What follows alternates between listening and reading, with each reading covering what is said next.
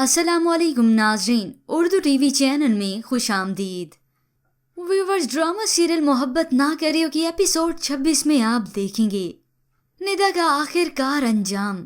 काशिफ ने निदा का ना सिर्फ घर हथिया लिया बल्कि उसे मार मार के ऐसे हाल में पहुंचा दिया जिसे वो कभी ना भुला पाएगी।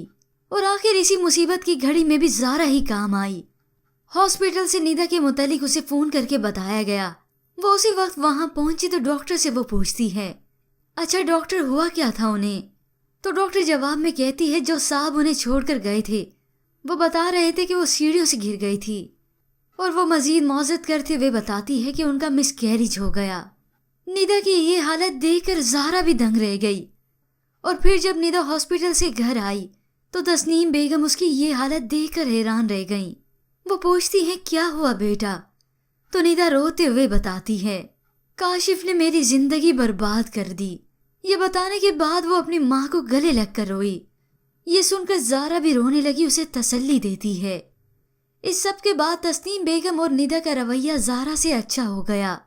और इसी तरह ज़ारा ने तस्नीम बेगम की कंपनी को भी अच्छे से संभाला। अल्लाह की लाठी बेआवाज होती है। ज़ारा को सब्र का फल मिला और इन दोनों ने देखा अपना अंजाम। और यूं ही व्यूअर्स कई बरस बीत गए। असद का कोई अता पता नहीं। और एक दिन जब घर की बेल बजी तो दरवाज़ा खोलने ज़ारा गई और देखती क्या है कि असद उसके सामने मौजूद है। असद को देखकर वो खुशी से फूले नहीं समाई। और फिर लम्हा भर में उसने देखा उसके साथ एक बच्ची को भी। वो बच्ची असद और रबिया की है। असद के साथ इस बच्ची को देखते ही जैसे ज़ारा की हंसी गुल हो गई। असद ने घर वापस आने में इतने बरस लगा दिए। वो तो जान चुका था कि कसूर उसकी वालदा का ही था, फिर भी उसने अपनी माँ के साथ साथ ज़ारा को भी सजा दी।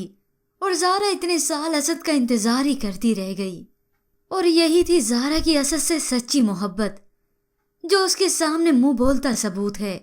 और व्यूअर्स, हो सकता है ये बच्ची रबिया से हासिल करने में असद को इतना वक्त लगा हो और इसीलिए उसे आते आते वक्त लग गया।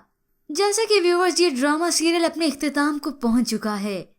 पर व्यूअर्स, आपके ख्याल में क्या ज़ारा को असद को माफ़ कर देना चाहिए और क्या वो ये बच्ची कबूल करेगी?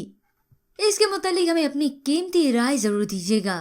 मज़ीद ड्रामास प्रोमो के लिए आप देखते रहिए उर्दू टीवी।